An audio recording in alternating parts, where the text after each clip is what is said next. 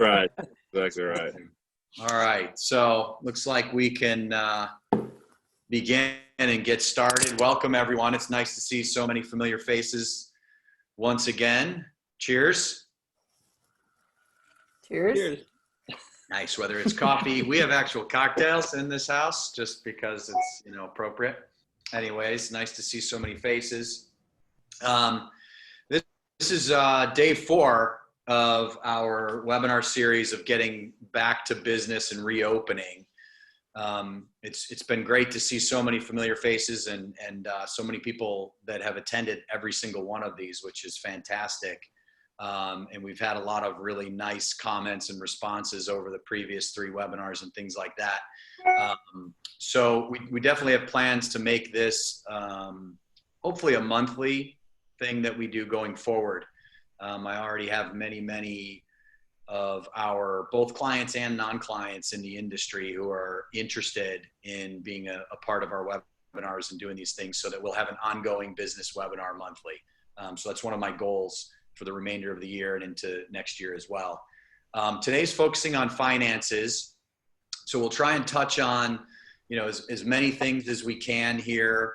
We have the guest panelists, of course, as always, the lovely Miss Shannon, who is the all-knowing, all-seeing guru at STX Software. She manages all of us. And we have my partners, Don Paizola and James Wilhelm, who steer the ship straight with STX Payments and make sure that everybody is taken care of with regard to that. So we'll have those discussions a bit later in the program on touchless payment procedures and things like that, and how we can help you all out with that, as well as the founders of Tippy.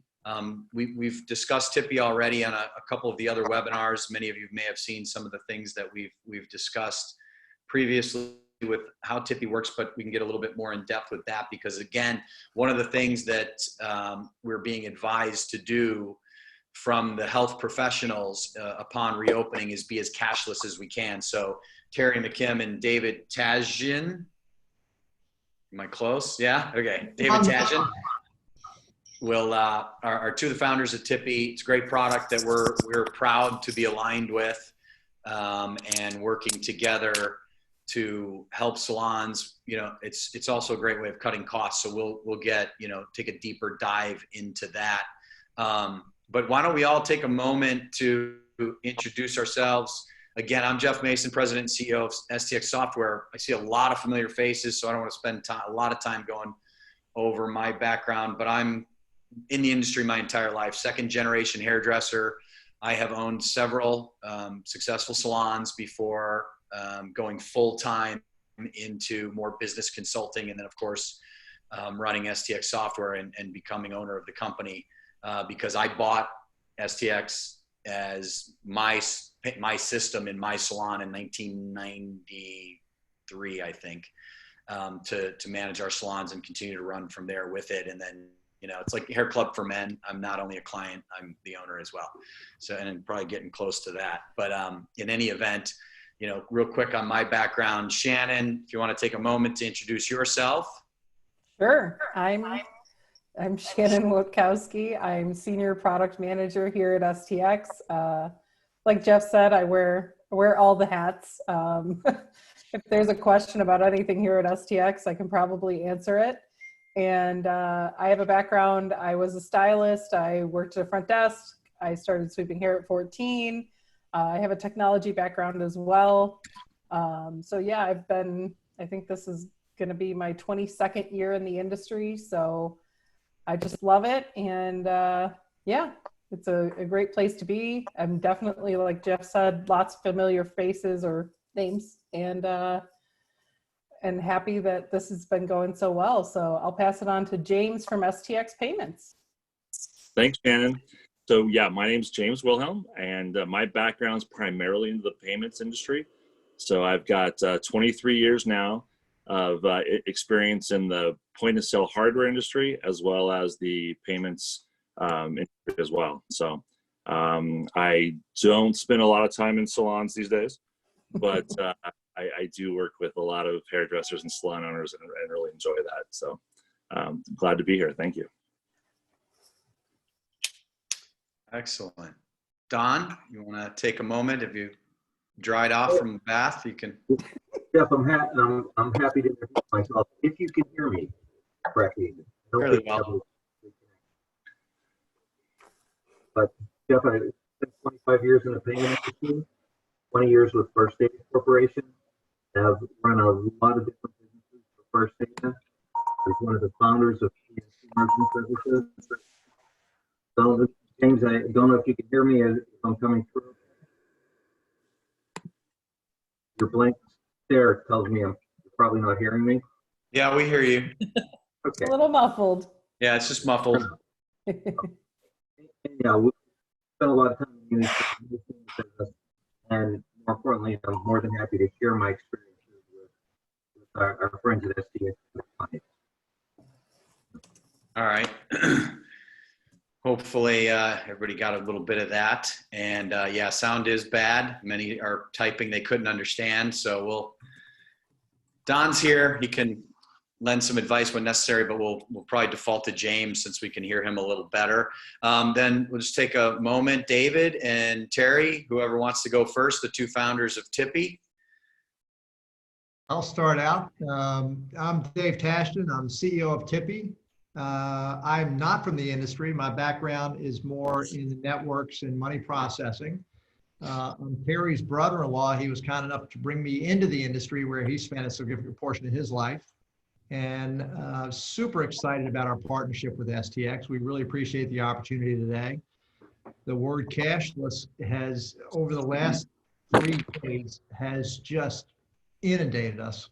So really excited to talk to you guys today. And I have to ask Shannon one quick question. Who's the elephant in the corner? Oh, that's my fake boss. Sorry, Jeff. He's my other boss. He keeps me in line when I work from home, so I call him Jeff. And I'll pass to Terry. Hey guys, thanks for having us. I appreciate it. Pretty much everything David said. I actually grew up in the industry. My mom cut hair. So I always joke that I had every mullet and perm style you can imagine because she tested everything on me. And I always tell the story that she tested all her tools as well, even her curling irons. I would get curling iron burns on my forehead.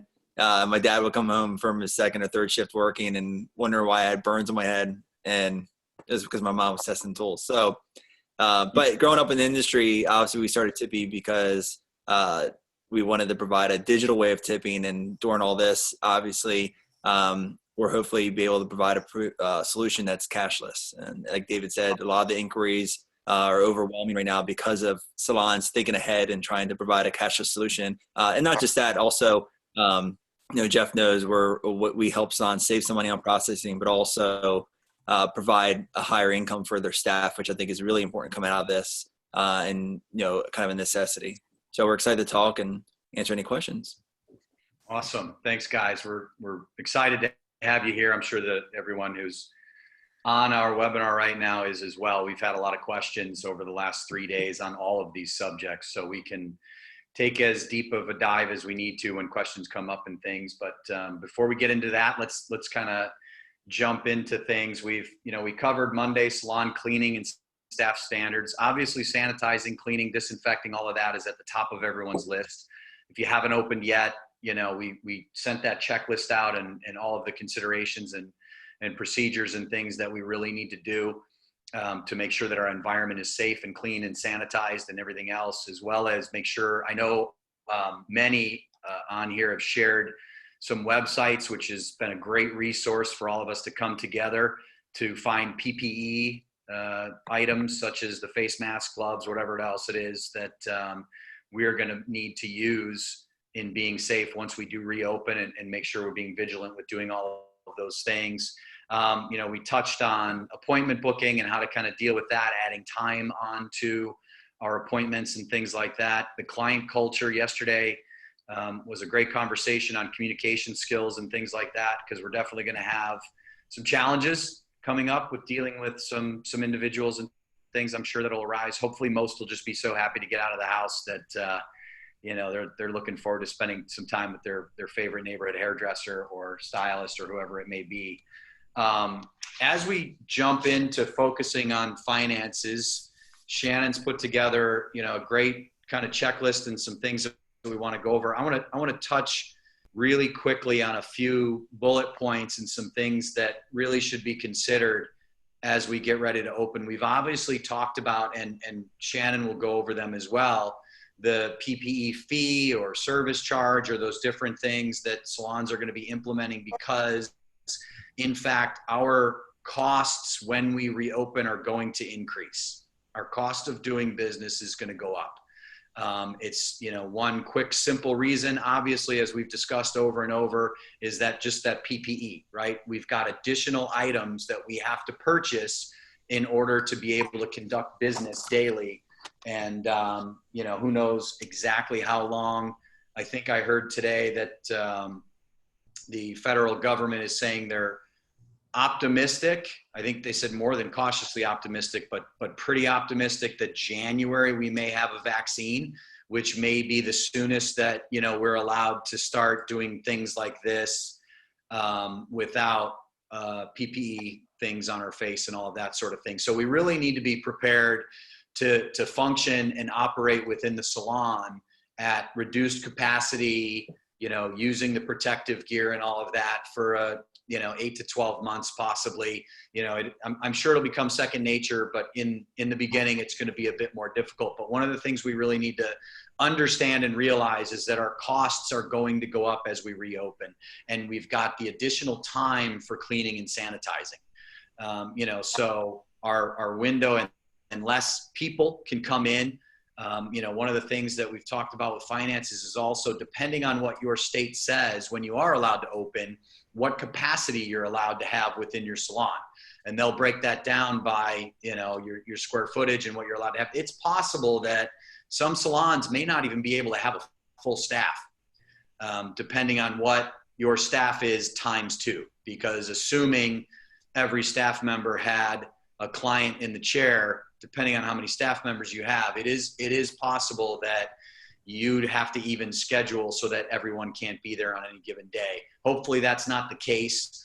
Additionally, I've always consulted and educated on business management within the salon. I mean, I just broke everything down by square foot. I'm a data guy. I like to use analytics and be evidence-based. And, I break everything down by my cost per square foot and how much I can earn per square foot within my business. And I want my earning potential to be greater than my cost of business per square foot. Well, now we can't bring as many chairs in there. We can't be as efficient as we're used to being.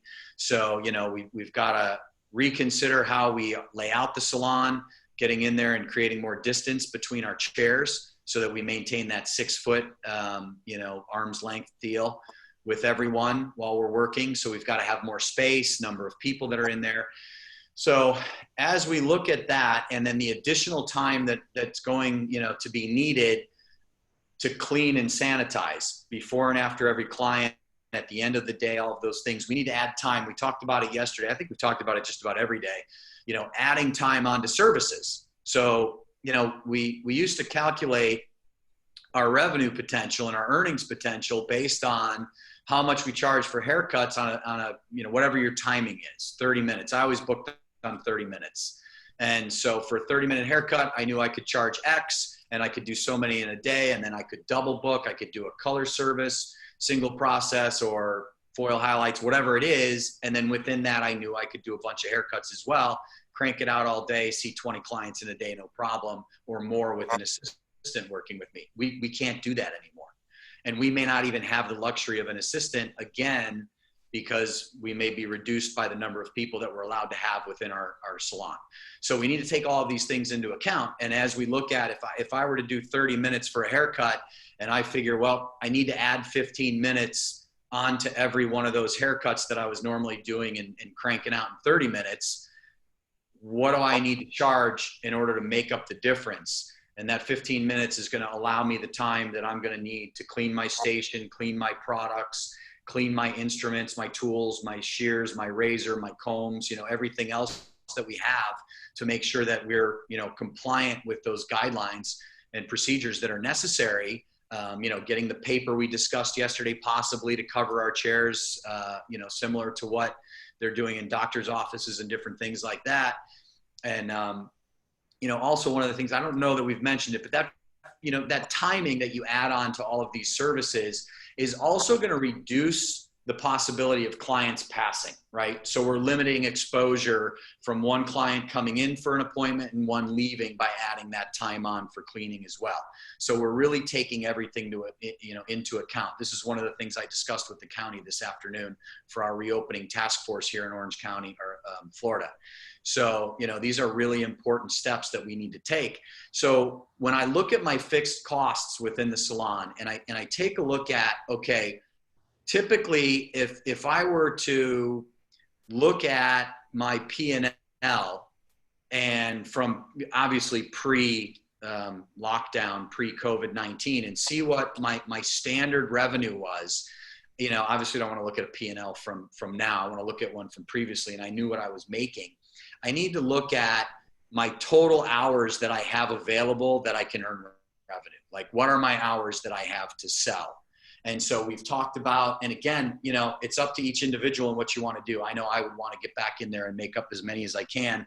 So we look at, can we open sooner? Shannon, an amazing suggestion about perhaps early in the day for the first 2-3 hours, whatever it may be. You come in at 8 o'clock or 9 o'clock, and that's just for your older generation, right? For the silver sneakers to be able to come in and not be as exposed to the younger generation coming in, just as they've done in the supermarkets. They do it here at my supermarket, where they have a couple hours in the morning that's just for the 60 and older, or 65 and older crowd. Great suggestion, great idea for the salons to consider. So you open earlier than you otherwise would have. And then staying open later, perhaps adding days to the calendar. If you're typically not in the salon or not even open on a Sunday or a Monday or whatever day that may be, consider being open, especially if you are going to run into the challenge of having to reduce your staff. If you have to reduce staff so that you remain compliant with it. So as an example, in the state of Florida, they're opening restaurants on Monday, 25% capacity. That's difficult. I had a conversation with a friend who runs a killer restaurant business, and he's like, I don't even know if I'm going to open because I simply can't operate at a deficit, and he's trying to figure out whether 25 capacity is enough or not. And he's running the calculations. We were talking about his numbers and what he does and trying to figure out, can he make it up with outdoor seating, because Florida has not put a restriction on outdoor seating. So, we have to do the same kind of things and look at where we can make up that revenue and where we can make up those differences within the salon. So we add hours, we add days, we figure out if I can't have a full staff working every single day, when can individuals work and so forth, and spreading out my clients that are coming in. And what we need to do is come up with a number to figure out through your P&L. You knew what you were making, what your fixed expenses are. That's going to become critical at a time like this. We need to know what those fixed expenses are, what your operational costs are, what revenue do I need now to exceed those operating expenses, my fixed costs, and any payroll you may potentially have, if you have those that are on a fixed payroll versus a commission and whatever it may be. Understanding those numbers. We talked about raising prices. The reality is, we're going to have less hours and less clients in the salon, and we can't do as many services within a 60-minute window as we were accustomed to doing, and just, cranking out and having, the front waiting area being 10 deep. I mean, we used to have lines in the salon, people just standing in there waiting, plus the walk-ins. We're limiting walk-in, we're going by appointment only. So all of these things are going to be factored in. So most likely you really need to raise those prices. And when you know your fixed expenses, you know what you need to earn monthly to be able to cover all of those expenses. Now you can start backing into how much to potentially raise your prices with those services, so that you can come up with a number that realistically is going to get you at or above what your monthly fixed expenses are, or at least real close. Some of us may have been fortunate to have received the EIDL SBA loan or the PPP loan, which helps alleviate some of that. There's challenges with those as well, because then we're incurring debt that we're going to have to add on. So remember, if you did do the SBA economic injury disaster loan and you were awarded any sum of money for that, that's a loan for 30 years. It's a great loan. I mean, it really is. It's 3.75% fixed rate for 30 years. So it does keep that payment minimal. You've got 12 months before you have to make your first payment, and it's also interest-free for that very first year. So those are all great things that the federal government has done if you've been fortunate enough to get that. So that might, alleviate your cushion. But also remember, factor that in. You now have a payment that you're not accustomed to having. Once you come out of this and we get back to normal, working, and we're able to conduct business as we always have, that's a fixed expense now that you're going to have for 30 years. So even though it's a good deal, it's still something to be considered into your calculations.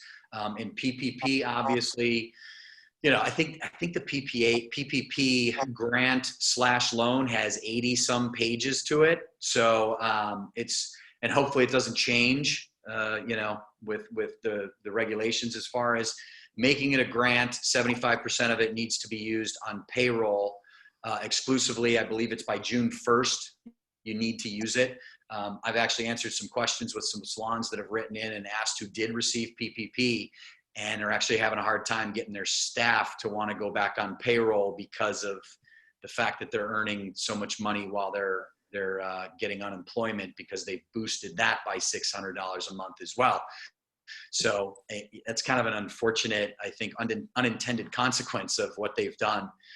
So dealing with all of those things need to be taken into account. You are allowed with the PPP to utilize 25% of that for certain other things. I don't have a list of everything in front of me, but it is things like your rent and utilities and those kinds of things. You can't use it to like paint your place or to put a new roof on your building or that kind of stuff. So there are very specific uses for all of it. You have to start using the PPP money by June 1st. So make sure you're really taking all of that into account and pushing all of that, through, so that as you dive into your numbers and we go forward, you're making sure that you're making all of that a part of your thought process with your budgeting going forward, especially when we're talking about, adding debt as salon owners to our bottom line. So we have fewer service hours to sell. We still have the same fixed costs. We've got now the additional sanitizing time and cost of time is the most precious thing we have. That's the most valuable thing we have. So figuring out all that additional time, I mean, we're going to honestly lose easily 3 hours in a day just for cleaning, that we're not allowed to, that we're not going to be able to have clients in the chair. And so factoring that in would make me go from a 7-8 hour day to a 9, 10, 11 hour day, just to try and make up the difference as best I can. So now I can come up with my actual number of hours per day that I can sell, that I can do services, and that I have the ability to generate revenue, because I want to factor in that additional time and subtract that from how many hours that I'm actually able to provide services and generate revenue for myself and for the salon. So those are the things that are really going to be most critical as we go forward with everything. So, how many hours to produce revenue, your labor hours that are actually available minus the cleaning and all of the other things that we need to do, and, figure out your current productivity rate so that you can zoom down in on what you're going to need to earn. And by doing that, now you're able to come up with a number to raise your prices. Because I think it's just, again, as part of the communication conversation that we had yesterday, one that we're going to have to continue to have with our clients as they come in and have the discussion with them with regards to why it's necessary to raise our prices and why we're adding a PPE fee, and, as well as communicating all of the policies, the procedures, the guidelines, and everything that we've done to take their safety into account, to take our staff safety into account, and all of those around us and all those different things. I just wanted to touch base on all of those things before we get into our kind of main portion of this, our focusing on our finances and things. But like now more than ever, your software system's your best friend, because you need to be critical of your numbers. You need to look at your numbers from before you shut down, where you're at, print out your P&L, understand your cost of doing business, what your fixed expenses are every single month, and then what your productivity available to you is daily now under these new guidelines, under the amount of hours of non-productive use that I'm going to have to be busy cleaning.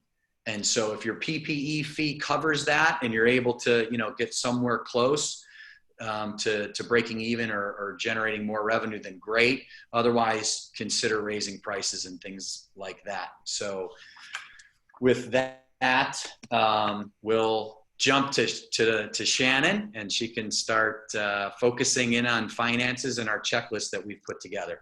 Awesome. Thank you. And I think we've mentioned this on every call we've had this week. Of course, everything we're sharing is like, you have to determine for your business what's best for you. We have, tips that are going to benefit you, whether you're a single user, you're a studio by yourself, or if you've got a salon of 50 and there's 3 locations and, whatever it might be. The other thing too is some of the things about like the PPE and adding a fee. We'll go over this in our checklist, but if you are thinking about raising prices, it is going to be very common across the board. You're going to see it. Jeff mentioned it yesterday. He experienced it at a tire shop. It's not going to be something uncommon. And it's also too, we're not saying, triple the cost of your color or triple the cost of your haircut. It's really like a few dollars just to cover it. And again, it's to each their own. So just keep that in mind. It is just something to consider. And without further ado, let's go over our checklist. Okay, so focusing on finances. So one of the things, like Jeff just mentioned, with your reporting, you're going to want to consider your reports, your payroll, your goals, your level increases. One of the things within our industry is that people get raises or they go up in a level based on their productivity, based on their sales, based on 3 consistent months. However you plan to implement that, make sure you're accommodating for the fact that, if you were closed for 6+ weeks and you see a surge upon return, just take that into consideration. If you're looking at these numbers, or just be aware that maybe for the next 90 days, you look at things a little differently than you might have before. Rather than looking to March and April data, maybe look at January, February data, or whatever it was this time last year. So I could see both sides of this. There's definitely going to be cases where your productivity is exceptionally higher, but then also too, in 8 to 12 weeks, if you're looking at your numbers and comparing them over how things were, let's say you go back to work May 15th and you're looking at, July 1st through 15th numbers compared to, May 15th to, June 1st numbers. When you're looking at that kind of stuff, this is going to be an odd time for reporting. Like I said, whether that's client retention, productivity, scales, payroll, it's going to be a different, just plan for it, be accommodating, and just, something to be aware of as you're running these reports in your system. If you see something that kind of makes you feel good, like, wow, we did a lot, or maybe you didn't do as much as you thought you would, just keep that in mind. It's something that not everybody thinks of. They run a report and they expect it's going to be the exact same. One of the other things is gift sales. Now, I'm a big fan of gift sales. During this time, a lot of clients were purchasing gift certificates to support the business.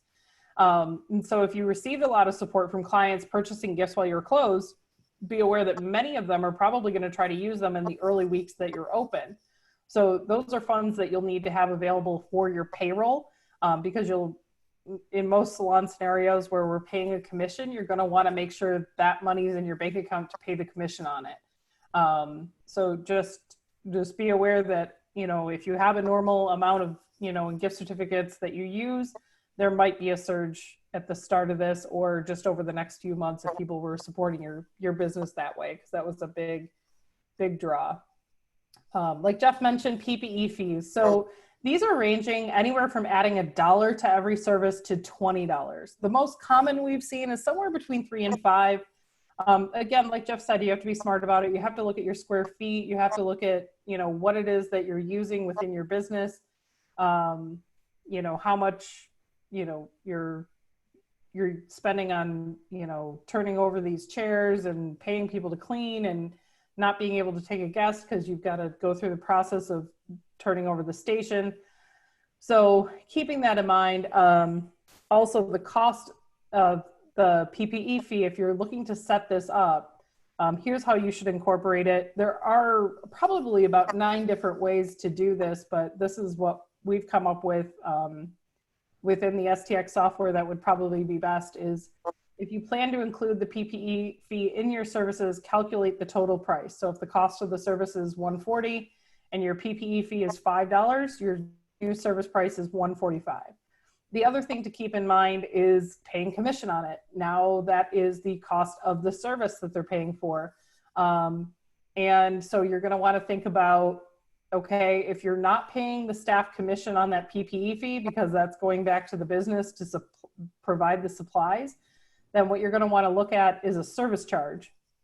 So in setup service, there is a service charge.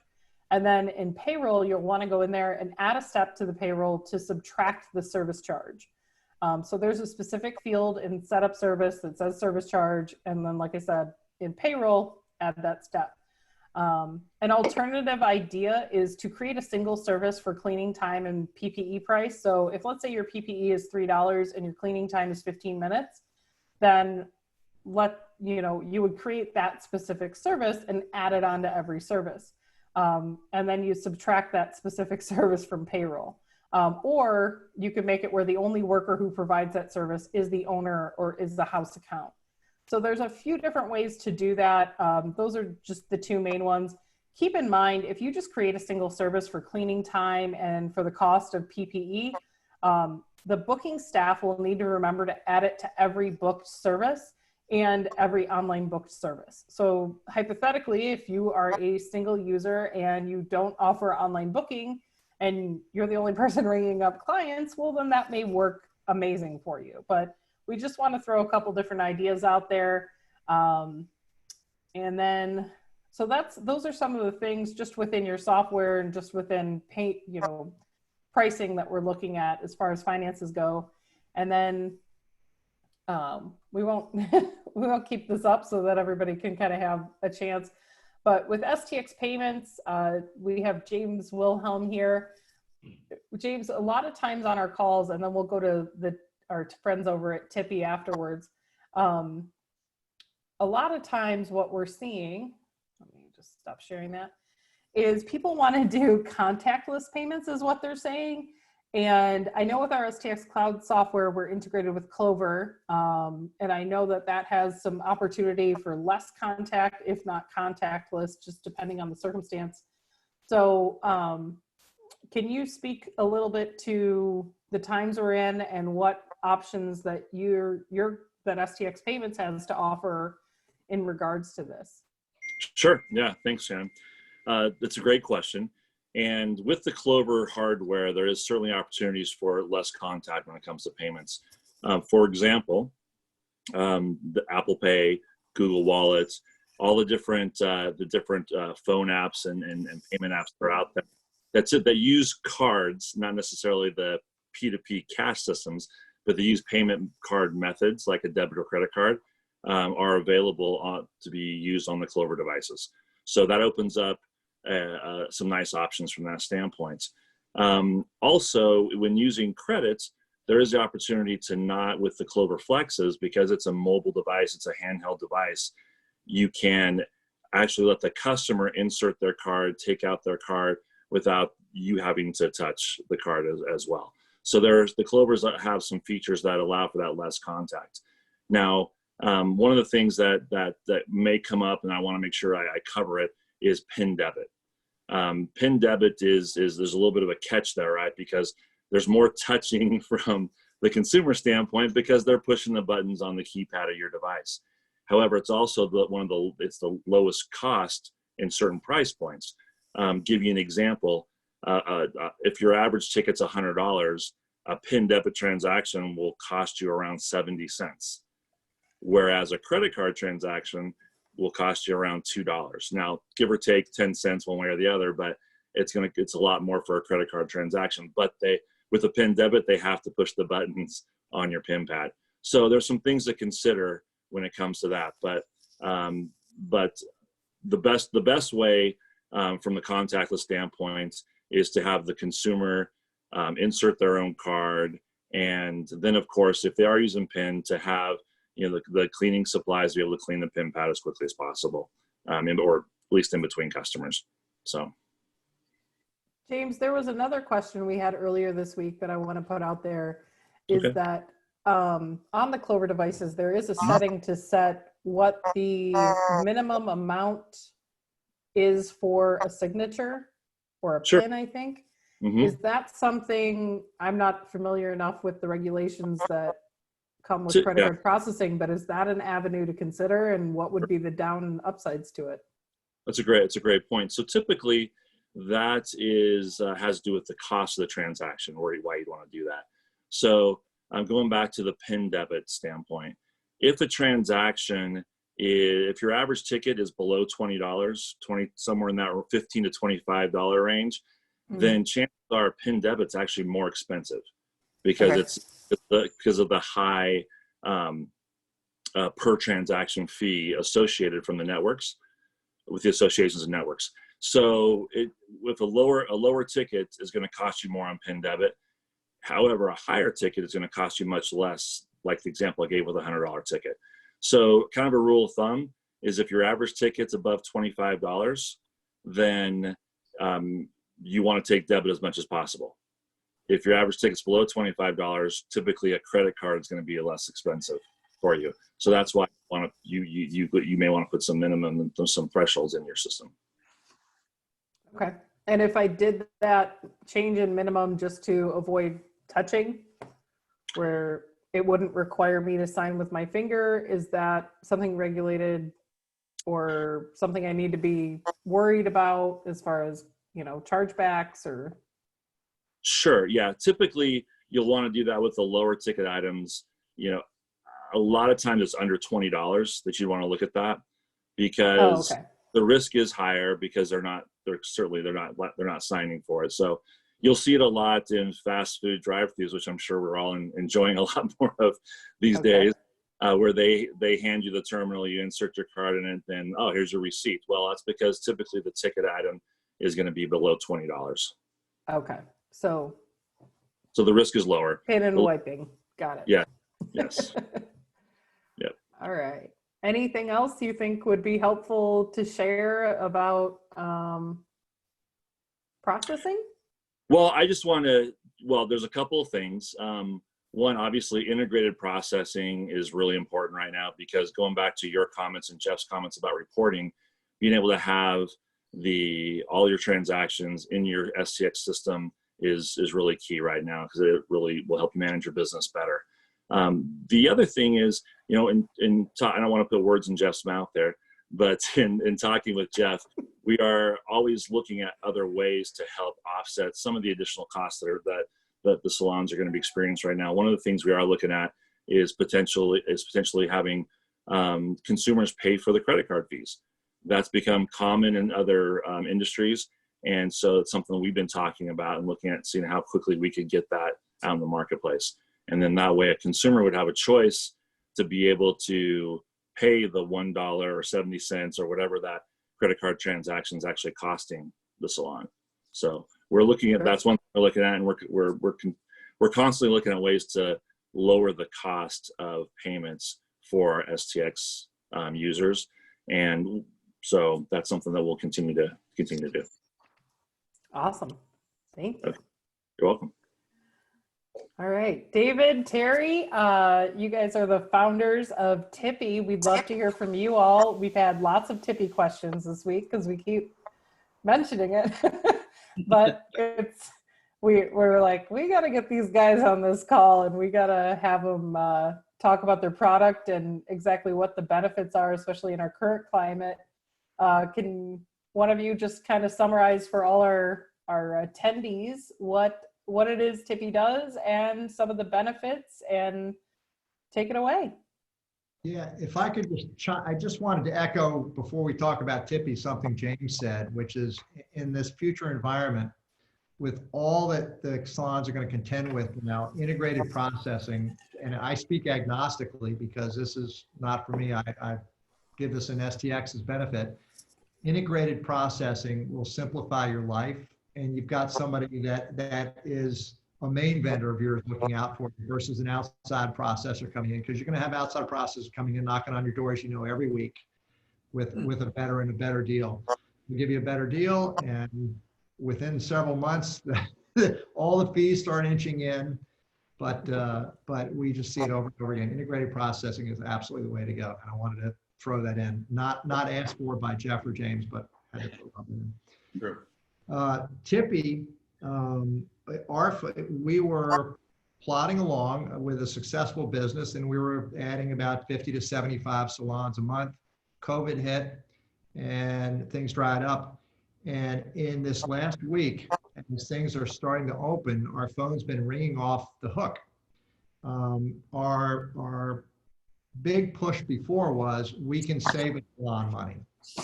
And when we first started talking to you guys, that was you guys teamed up with us because we could go out and save salons money. And when we spoke to Jeff said, oh my gosh, everybody coming out of COVID is going to be counting every penny and they're going to need some help saving money. So we were brought in. And we save maybe a $750,000 salon. We could save $3,000 a year in processing fees, doing exactly what James just referred to, which is we actually take the processing fee and place it back on the customer. We do it front and center. And there wasn't any pushback before, and there's going to be even less pushback than zero now because everybody's coming back into this new world expecting things like that. So it's a good time for it. But the key word we've been hearing this week with everybody calling order and Tippy has been the word cashless.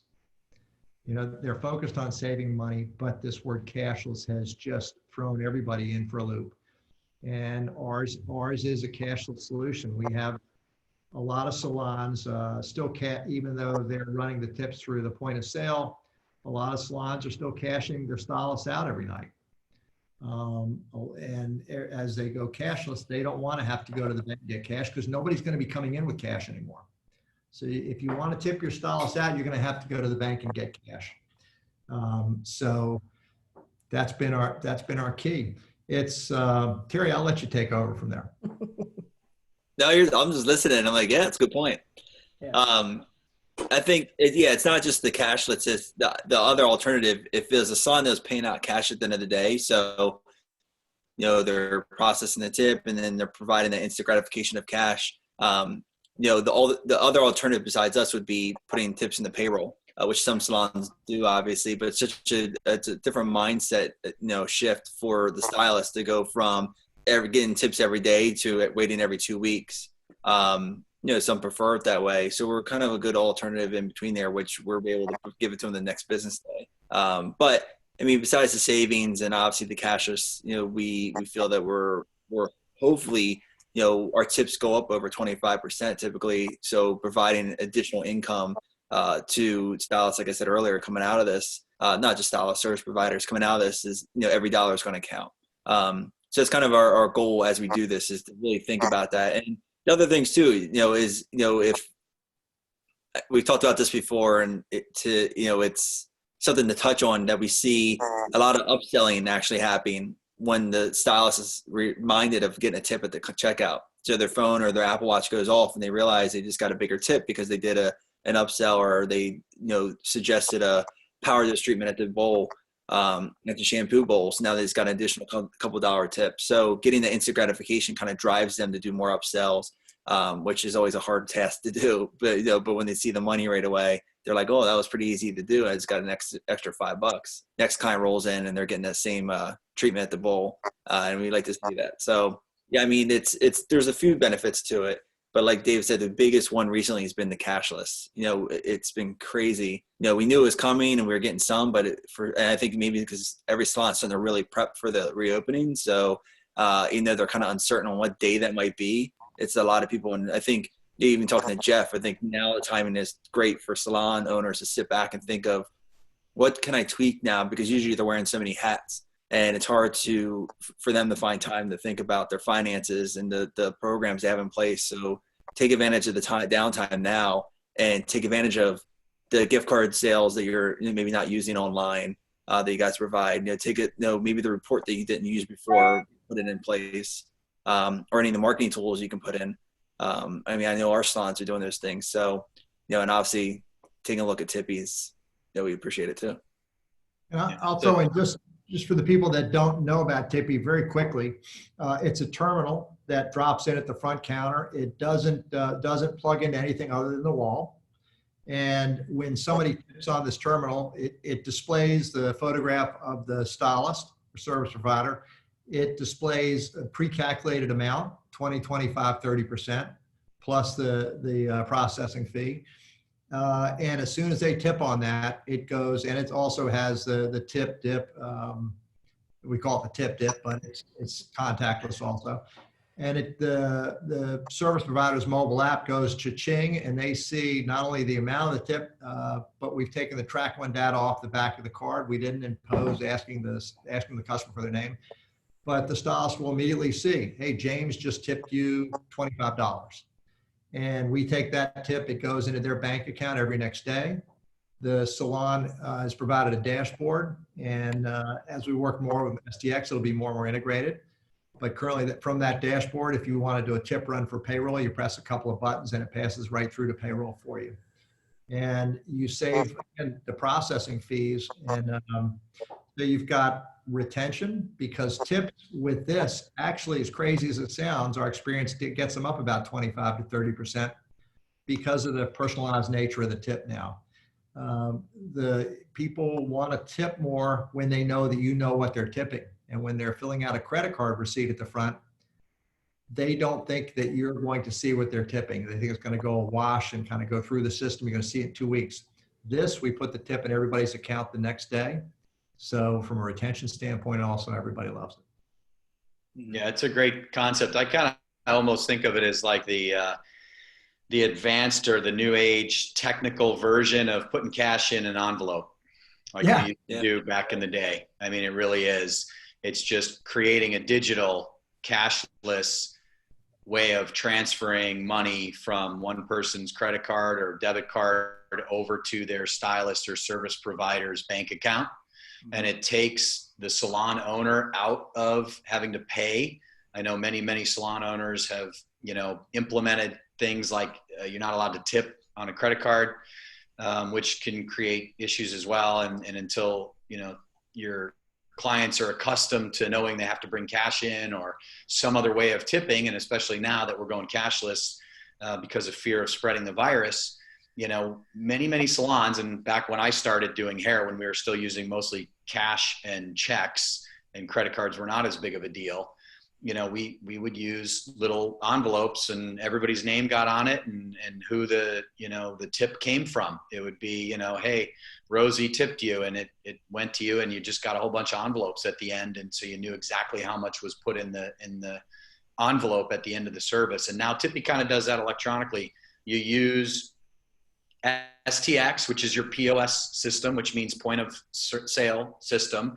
You run your transaction and you know what that is. They see that, they close that transaction out there, and then they put in the amount of the service into Tippy, and then they're allowed to tip on that. And it gives them all, everything that David and Terry explained. So it's really a great concept. What was our marketing pitch to Jeff was, we see, we're biased, but we also feel that the processing that you can save, the processing fees you can save on processing tips, because let's face it, you're paying processing fees on income that's not yours. And it is what it is. So if we can solve it anyway, this is our way. But if you could save a couple, like earlier David said, if you could save a couple $1,000s a year in processing those tips, what could you do with that? You can upgrade your STX system, take advantage of some additional add-ons, the cloud service. It's kind of, we think of it as a way to offset their costs for the POS or upgrade their system, which is of course what we would hope they would do with their savings. Yeah, it's phenomenal. So why don't we jump into, we were ready to start getting into some questions. We have one question. As a salon owner, stylist in California, can you get PPP plus collect pandemic unemployment as long as the dates for unemployment are not the same as for the PPP. So here's the best answer I can give to that, as I am not an expert, nor I believe anyone is. I have listened to at least a half dozen financial experts who are trying to explain PPP. And I've heard conflicting comments and reports from all of them. Best advice on those kind of situations is before you do it, like one of the main things that I keep hearing over and over, and I think I touched on this, is, you know, trying to get employees to come back after, because they're making more money, you know, while they're on furlough or they're, you know, laid off or whatever, because they've got enough income coming in right now, so they don't want to be put back on the payroll. You know, best advice is talk to your CPA. I've had several back and forths with ours and our financial advisors. He's actually running webinars just as we're doing to go over all of these things. He's done several webinars on the SBA economic injury disaster loan. He's done them on the SBA loan. And he actually had some information incorrect that I found. And then we went back and forth on. So, you know, like I said in the beginning, that PPP loan, because it's a loan and it's forgiven if you use it correctly, and they're looking for loopholes. And I heard Dave Ramsey just today say that they could still change it, and that those things could change, you know, in the coming months. And you could think you've fallen right in line and done everything perfectly, and you come to find out it's been converted to a 2-year loan. So, you know, just be cognizant of that. Try and get the best information you can from your financial advisor or your CPA, because you just, you know, I would hate to fall into one of those, and it's going to happen to businesses where, you know, perhaps they are earning unemployment, you don't put them on, or you do put them on. Now they're doing what's called double dipping. And I've seen in several articles, one from Inc., one from Forbes, from another, I forget the other publication I read, where they address just that. And they, you know, they're saying, look, that not only unethical, it actually could come back to bite you if they in fact are still receiving unemployment in some way, and then you start using the PPP. And I know that there's overlapping of dates depending on how long your state's closed down.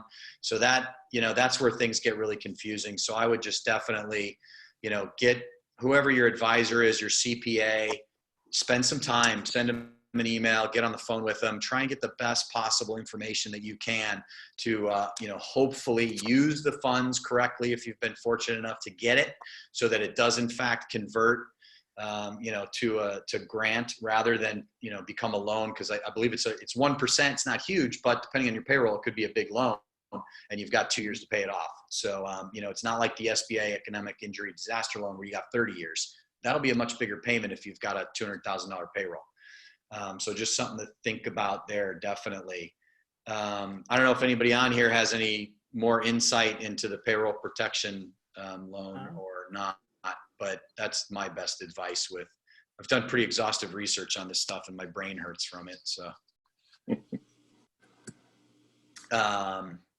so let's jump to, I know I'm on the Q&As, but this one came up. So Daryl, I think Daryl's been on every day and has had a lot of great information and shared a lot of great stuff.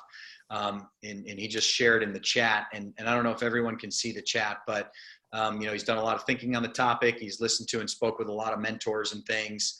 And apparently maybe the consensus with some of the individuals that he's spoken with is that the last thing you'd want to do is raise prices while 30 million people are out of work.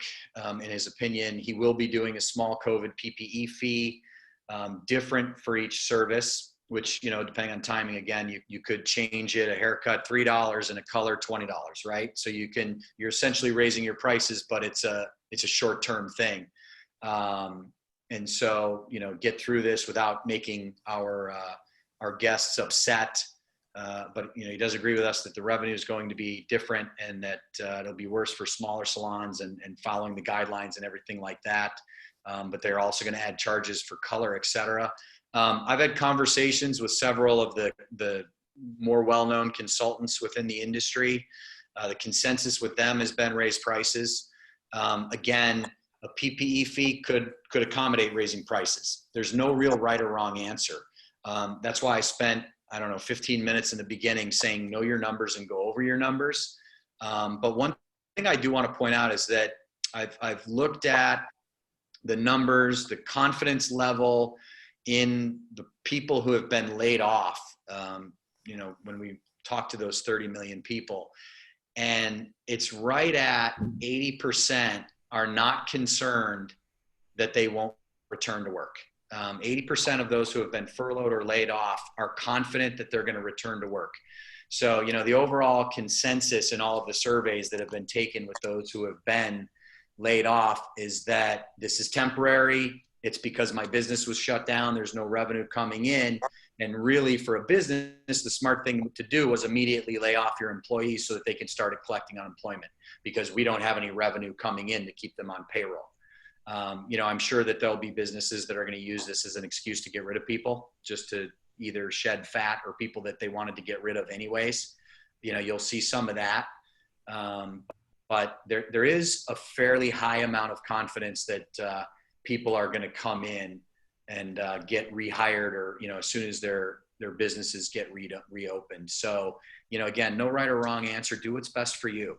If the PPE fee that we add on to services and a great idea, vary it by the service. You know, if you cut hair in 30 minutes and you add 15 minutes, and I mean, let's keep the math simple. If you charge $1 a minute, if a haircut was $30 and you do it typically in 30 minutes and you add 15 minutes, maybe your fee is $15. You know, and if you think that that's too high because people aren't going to go from $30 to $15 because that's a big increase, do what you think is best and add $5 and add 15 or 20 onto a color service. There's a lot of different ways to look at it, but really it's why knowing your numbers is so critical, just to do your very best to be able to try and, you know, come up with those numbers and those different things. Diana actually had a really brilliant idea, and I haven't seen this yet. So this is why I love doing these sessions where people can just chime in. But Diana mentioned that if someone isn't comfortable adding a fee, or if maybe it's something that, you know, I get it. Like, I have friends out of work and it's tough out there right now. But she mentioned doing donations instead. So the people who are in a position to donate $1 or $20 or whatever it might be, that they would donate to it. And you'd probably need to get a little creative on how you do that, especially since we're talking cashless as much as possible. So if it's not going to be a standard fee built in, maybe it's like a little sign or frame at your front, like, let us know if you want to contribute to our PPE cause, and then maybe give them an option like 1, 10, 20 plus. So yeah, you know, you can get creative with it, think outside the box, and then there's other ways to make it happen. Yeah, absolutely. And Jeff, one of the things I think we're seeing as well with those that have opened after long pauses in areas where they haven't been allowed to be open is the queues are pretty extensive, and there's a lot of people trying to get in. So one thing that we might want to consider would be having increased prices for new customers, right? Where your traditional customers that are loyal to you, maybe you don't want to do an increase there, but like I said, the queues are so long and the demand is going to be high, and with the reduced capacity, there may be a premium for new customers coming in. Sure. Yeah, definitely. All right, great.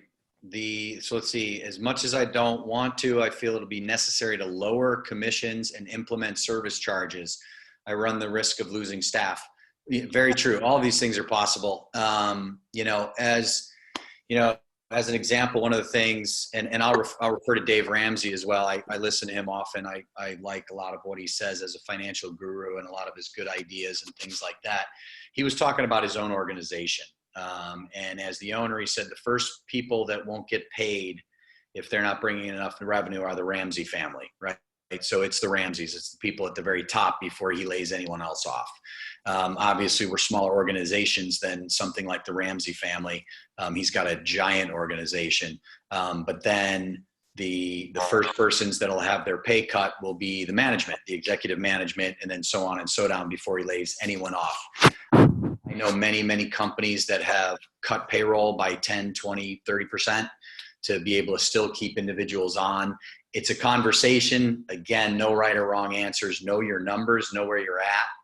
and know what works best. Not all hairdressers were able to get unemployment either. So as much as I've heard, read, and seen, hairdressers that and other individuals that don't want to go back to work because they're making more money on unemployment, there's probably a lot more that didn't get unemployment and are struggling to get unemployment. And even if they did get it, as a hairdresser, who knows where they fell with making ends meet. So it's definitely a conversation. Have the meeting.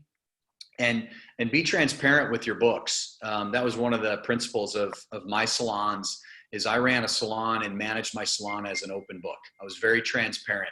And, when we did reviews and went through things with staff to see where they're at, where we're going and everything, nothing was hidden. They knew what we were doing. They knew my cost of doing business. So they knew what it cost us for rent and for everything else. So it wasn't like, oh, my owner just keeps 50% of everything I make, and that's why he drives a BMW. It doesn't work that way.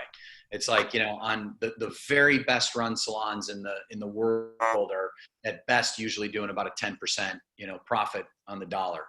And so that's not a ton. And most are, either running a deficit. That's why we always talk about in these classes that, most owners, they work and go to work to be able to be an owner.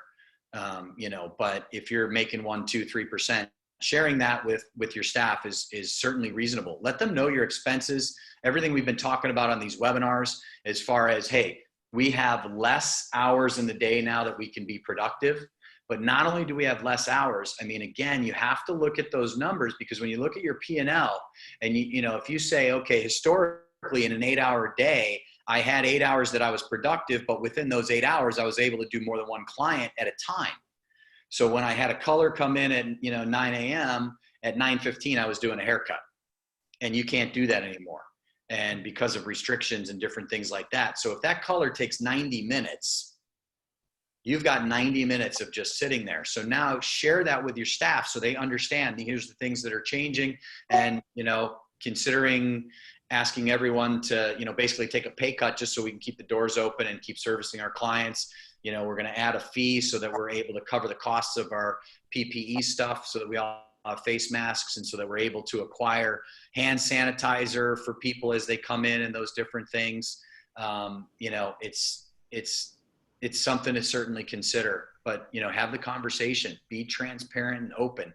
Everybody's in the same boat, right? We're all in the same situation with, if you're in a particular area, the day you open, so is your competition, and they're just as confused, or they're struggling to find all the answers, because this hasn't happened since 1918. And things were very different back then when it was a Spanish flu. So, definitely be transparent, look at your numbers, know your hours of productivity, what you're going to be able to realistically do with your staff, how much staff can be in to be busy. And when you get those numbers, then have that conversation with your staff and figure out what's going to what's going to work best for you.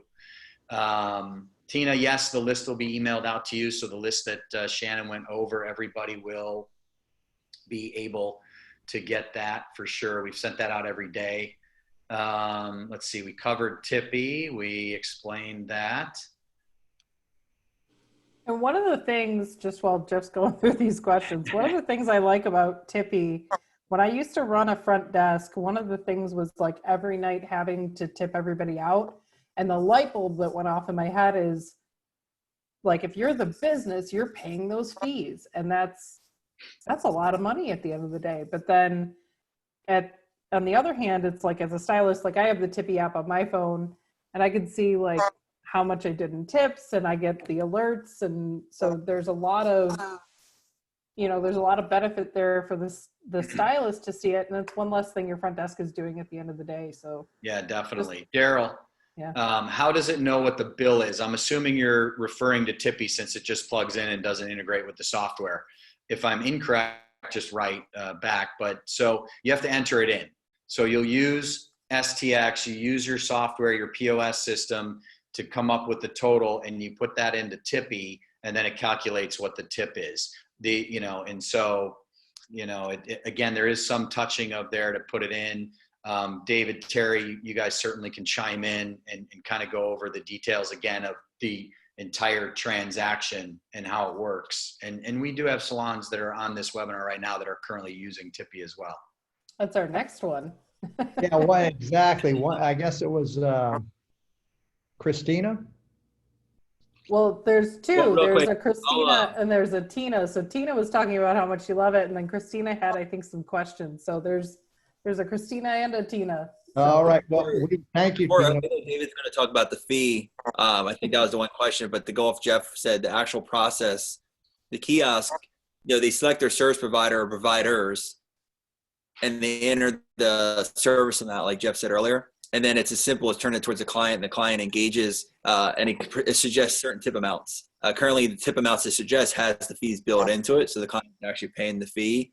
We're changing UIs a little bit, so it'll break down the fee based on actually a few spas that ask for it. So it'll kind of break it down a little bit. But the client, as long as they use the suggested tip amounts, the stylist or service provider is netting at least 20%. If they would choose custom amount, and with this new UI, it'll attack the fee on that as well. As far as keeping it touchless, what we're seeing is a lot of salons or spas are planning to still use the kiosk, obviously, but instead of the client using it, they'll turn it towards the client and help the client, and they'll actually continue to use it themselves. The front desk will hit the buttons for them, so that the client just taps the EMV reader or uses their phone or does the chip. Again, that'll be up to the client and a preference, but that kind of explains how it's queued and turned towards the client for them to use. Sorry, David, go ahead. I know you're going to talk about the fee. Hey, you really answered. Christina, you were asking about the fees and how sometimes it looks like it's coming out of the stylist due to the odd amounts. We've got new software launching next week. It's an upgrade. And so the fees are going to be added on top of not just the 20, 25, and 30%, but they're going to be presented and added on top of the custom amount too. So you'll be really pleased to see what we launch next week. Mm-hmm. Awesome. And UI is user interface, so that's what you guys look at. Yeah. What UI means, everyone. So they're loving the Tippy platform. That's nice. Question: is Tippy going to send IRS a 1099 at the end of the year for the stylists? No, we don't send the IRS anything as long as it's a W-2 salon and not a contractor-based salon. We send all the tip information to the salon. They have it on their dashboard. What they do with that is strictly up to them. Yeah, the only time we get into 1099s are the schools that are signing up just because they're not employees. Cool. All right, so we got that. So, so Daryl, then it's not connected to STX. So it's not integrated like your payment device with Clover and Genico or whatever the devices that you use. It is separate. The client knows what the total is because you'll get the total service amount, whatever services were provided within STX. The client sees that, knows what they're paying on that. And then that total is entered into Tippy and it calculates what the tip would be. So they'll see the total on Tippy. Now, the one thing is that the client does run 2 transactions. So you close out first in STX just for your service amount, and then you tip on whatever the service amount was in Tippy. And so if it was $100 for, a haircut, and they run it through STX, they run their credit card on Clover or in Genico and STX, you close out that, you put 100 into Tippy, and then if it's going to generate 20%, it's going to say, okay, $20 is the suggested tip amount. And the client puts their card into that device. And then they have the option of just selecting the suggested tip amount. Or as Terry and David said, they can select a custom amount and tip you a whole lot more. David, did I cover that correctly? Beautifully. Okay. So hopefully that answered the question for everyone. So it's not integrated right now. As we discussed, we are working on that. So we'll continue to keep everybody informed on that and see where we get. So how quickly can salons get it into their salon? David, Daryl asked also the turnaround time to get it into a salon. It's not only quick to get into the salon. You call up, you sign up, we can ship it next day. And the terminal is literally plug and play. You set it down on your counter, plug it into the wall, and you're off to go. The only download is the stylists. They all download the mobile app, And we've got a customer team set up if anybody has an issue with downloading the app, because part of the app is they're asked to include some bank information as to where they want the funds sent every day. But it's about a 5-minute download for the mobile app, and you're off to the races. So if somebody calls us on a Monday, we can have them up and running Wednesday, Thursday. Okay. Okay, perfect. So yeah, we will, as our follow-up email that we send out the next day after every single webinar with the list that Shannon's put together for everyone to print out and review and keep on hand for hot tips and things like that. We will also include a link that we have to go directly to a landing page that has all these details. And then with that link, you can get all the information you need as far as STX Payments, MeetTippy, and everything else that we've discussed in here for sure, because we want to make sure everybody has all the tools that you need. You know, one of the things, again, to mention, STX Payments, the reason that we started that company and the reason that I partnered was there is so much misinformation. You know, I think it was David that said, it might have been Terry, but I think David was talking about how, you know, some sales guy is going to walk into your salon or business always trying to sell you credit card processing. Happened to me weekly in the salon. As a matter of fact, I get phone calls still daily. But, you know, they're always going to offer you a better rate, this, that, or the other, fees, yada, yada, yada. You think you've got a great rate, and then, you know, you find out a month later, 6 months later, or whatever, there's all kinds of hidden things and interstate fees and yada, yada, yada that you know, it's very confusing. And, you know, I don't know, I always kind of considered it, it's almost like the Wild West. It's not very regulated, and there's all kinds of, you know, kind of screwing around with the numbers. And, you know, the success of our clients is what's most important to me. That's why I got into this business. You know, every meal I've had was because of the hair industry. With both my parents being hairdressers and my grandma shampooing and my sister doing nails. I went to hair school with my cousin. It's all I've ever known. It's what I've done.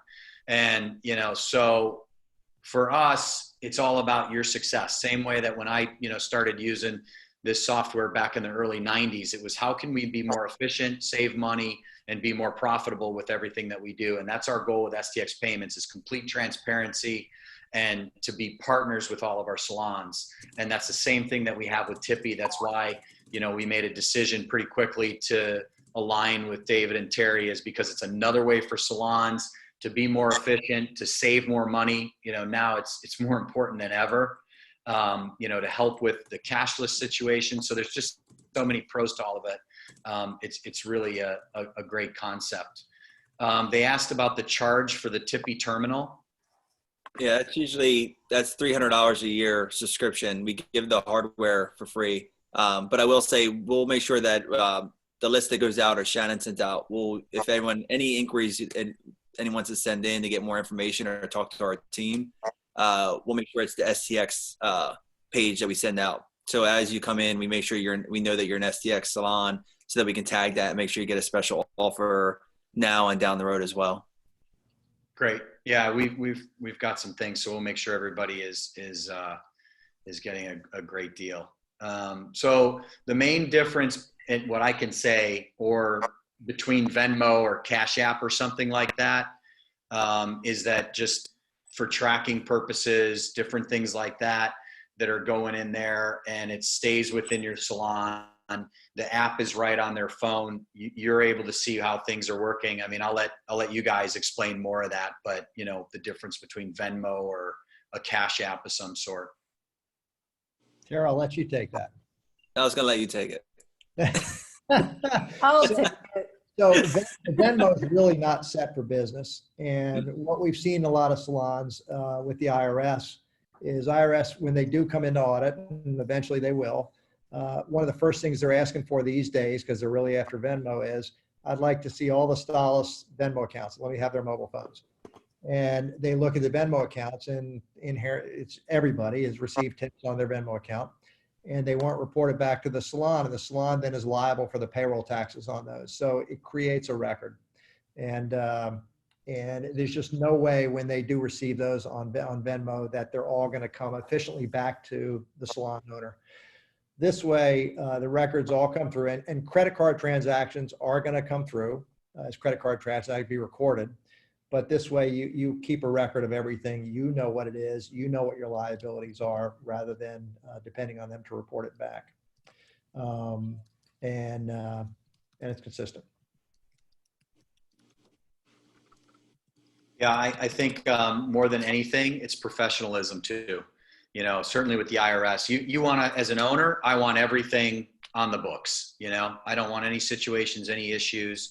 And yeah, Venmo is kind of one of those situations where it's just money going back and forth, and it's the footprint's a little bit different. And, you know, we want to operate and run our business as professional as possible. And it just, you know, it's more professional, I think, as well for your client, right? So the experience the client has at the front desk when they're checking out and paying for their services, it's not like this, you know, Venmo Cash App thing. Hey, give me my personal thing and I'm going to ask you for cash on a Friday night when I'm out at the clubs. You know, I just, that's what it gives me the impression of, versus this is part of my software system. This is part of STX.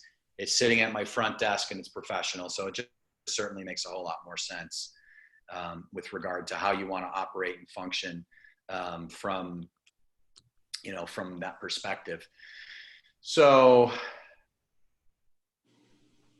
I have read that if you refuse work, just like any unemployment, you won't continue to get unemployment. Fear is not a legitimate reason not to go back to work. Is this true? Hey, James, do you happen to have some insight into that as you were in the HR world for a long, long time? Yeah, let me put that other hat on for a second. So typically that's correct. Someone being afraid of something is not necessarily, unless it's a legitimate business issue.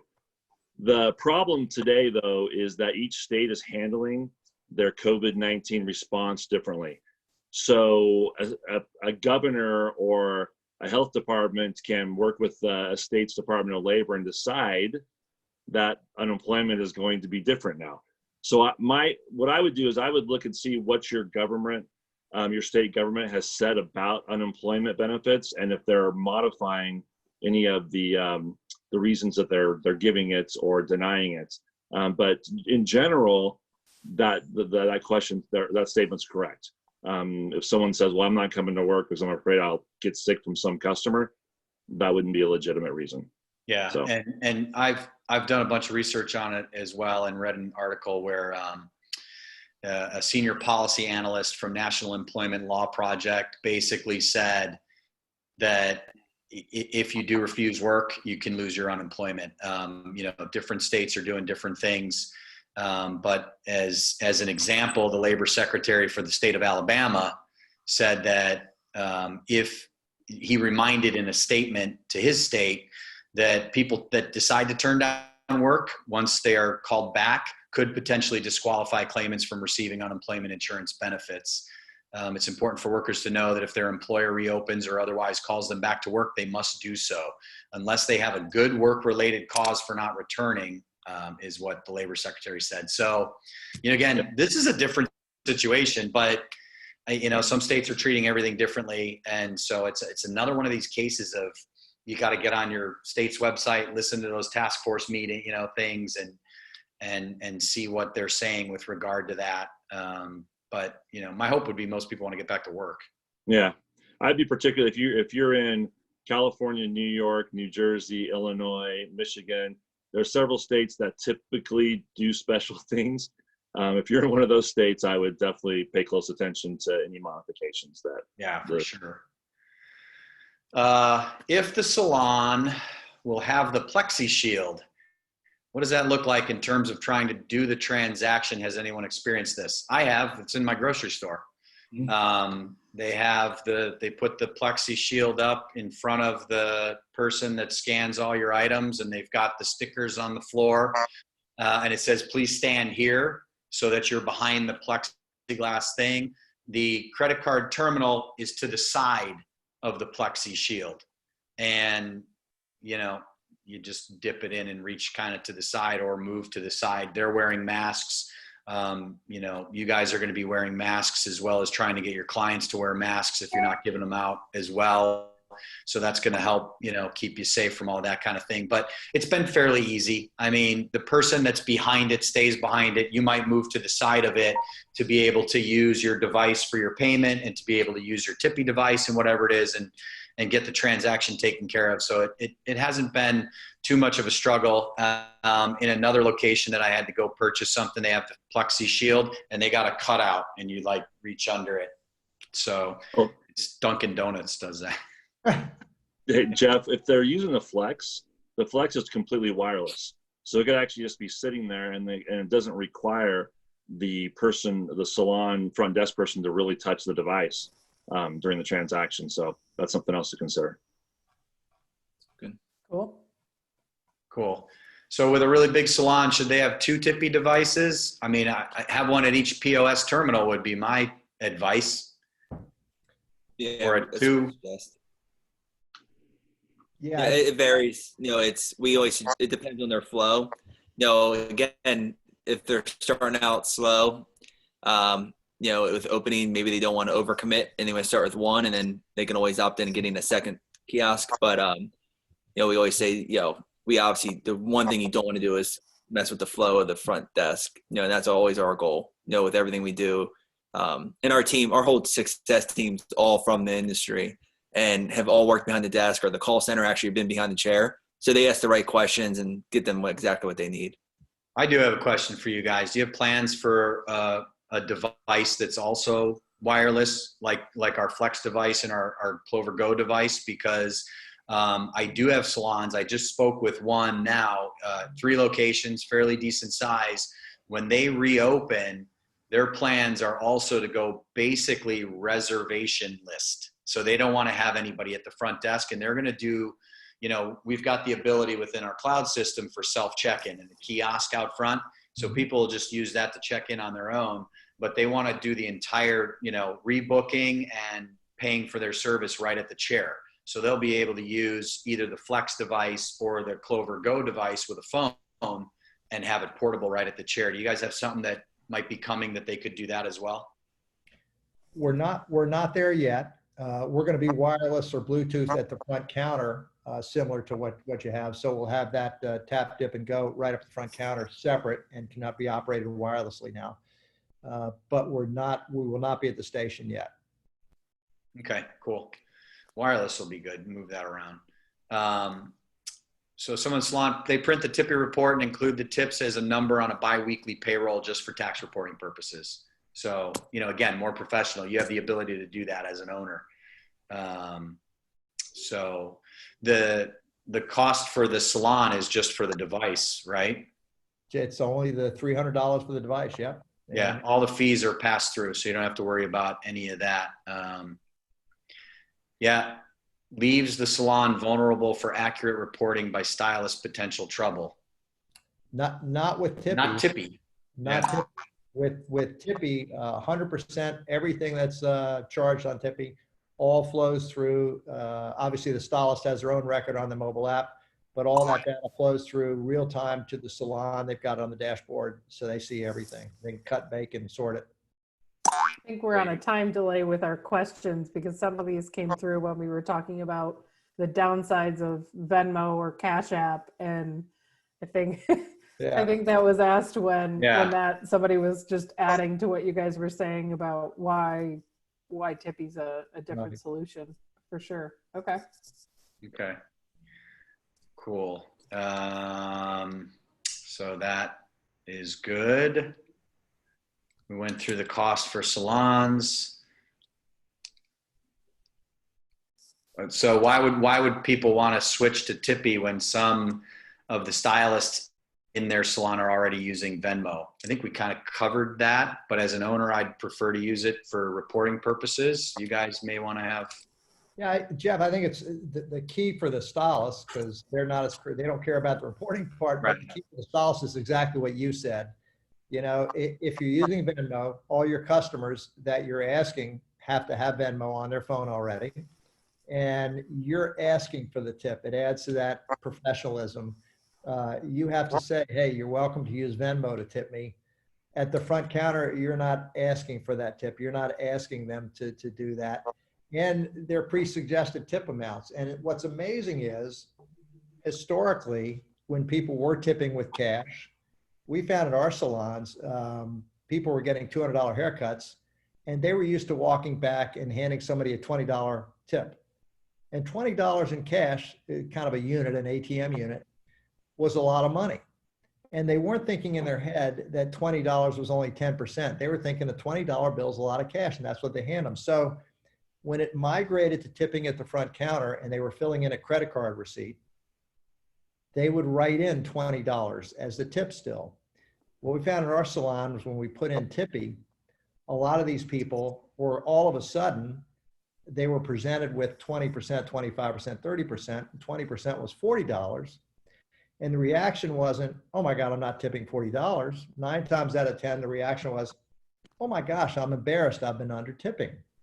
And they would now tip $40. And you hear the phone cha-ching and you hear the stylist, our first few weeks in our salons going, oh my God, she tipped me twice what I was normally tipping. So having that, don't underestimate the value of having that pre-calculated amount presented to the customer, which Yeah.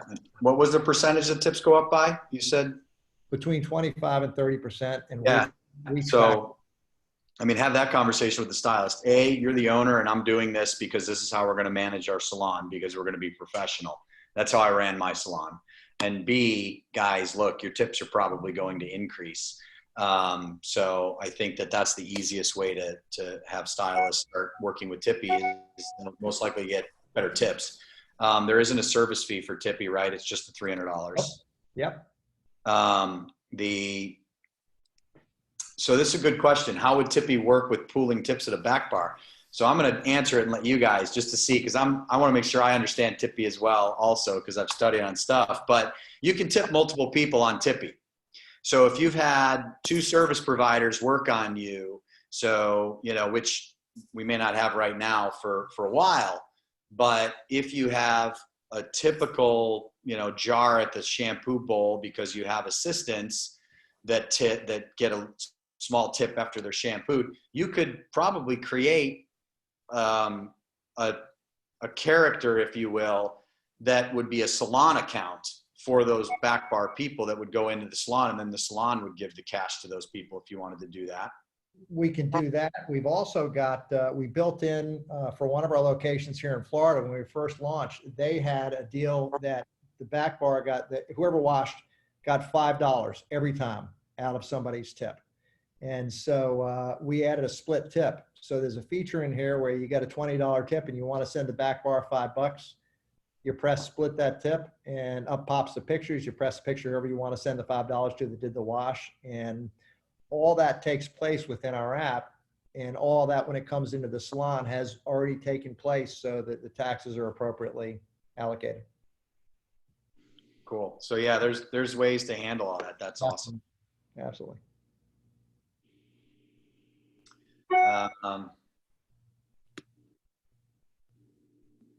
Meaning with 2, I'm not really sure of that question. I don't know, Shannon, do you understand meaning with 2 separate readers in the small space? Thoughts or ideas? There's 2 ways I would interpret that. One of them is, you know, if you're saying you'd have a Tippy device and maybe a Clover Flex or, you know, the Mini, if you have a small space, making space for it. The Clover is really tiny. The Clover Flex it's just a little palm holder, so it's not a ton of space we're taking up. And the Tippy devices are the size of a small iPad, so it's not a ton of space, and every salon is going to be different. Or if you have 2 checkout stations and you're thinking having 2 checkouts, maybe during this time you reduce it to 1 just to eliminate the number of touch points that you're cleaning as often. So that's my contribution. I don't, you know, to that. So Cool. Yeah, it has not been an issue for us with Tippy. We it's not hadn't been an issue. It's easily presentable and also easily movable. It's not something that sits and doesn't move. You can flop it wherever you want. Yeah, easy. And the payment devices that we have for STX Cloud are portable, small, easy, you know, cashless. So it's taking everything into account. So will a payment with Venmo be added to the daily report? I mean, we couldn't. No, I don't know where Venmo comes. You'd have to get numbers from the stylist, only if they were to share it with you, because you have no access to see it. But with Tippy, you do as an owner, so you can add those reports. So, you know, it's again, professionalism and a much better way of going about tracking of dollars and cents and things like that. So I think Daryl's going back to, if people don't want to come back to work, what if they say they feel like they're in imminent danger? I mean, you know, you can't force somebody to come back to work. And if they say they're in imminent danger, then obviously they don't have to come back to work for you in the salon. As far as how the state is going to handle unemployment is up to the state. But, you know, well, as you wrote below it, they can go on disability because you can't force someone to come back to work, from what you've read, but they probably would lose unemployment, you know, which is probably right. I mean, you know, if you have an employee that is just freaking out and, you know, they're just in fear for their life and, you know, they're worried about it to that degree, I don't think I'd want them in the salon. So, you know, I wouldn't argue or try to, you know, persuade one of my stylists who's that worried, because it's just going to be a nightmare. I mean, it's just going to be a headache, and let them know and you know, try to accommodate their clients with other people in the salon, because people want to get their hair done, so they'll be missing out. It's the best answer that I can give, but they'd probably become more of a challenge if you tried to convince them to stay than if you just say, hey, I get it, I understand it. When you feel comfortable, come January, February of 2025, let me know, and maybe we'll still have a spot for you. So, so the last one here we have is, I may have missed this, but do you as an owner report the tips from the report you get from Tippy on your payroll if you were doing this before, based on tips paid out from STX before? It's exactly the same. With STX, you had a tip run and a commission run. And you just turn off your tip run on STX and you turn on the tip run here, and it creates your tip run. And in STX too, in both softwares, there's a spot to put extra pay or for the tip. So if you wanted to track that on your payroll reporting, you could enter that from your Tippy report, which is, I think, what Tina said she was doing down. Tina's in Florida. I've talked to Tina a few times. But yeah, she's able to do that too. Cool. So all staff would have their bank info, so the salon is still cashless, correct? The bank info goes into Tippy, the money flows directly to the stylist bank account, but you're just able to keep tidier, neater reporting and everything like that. So yes.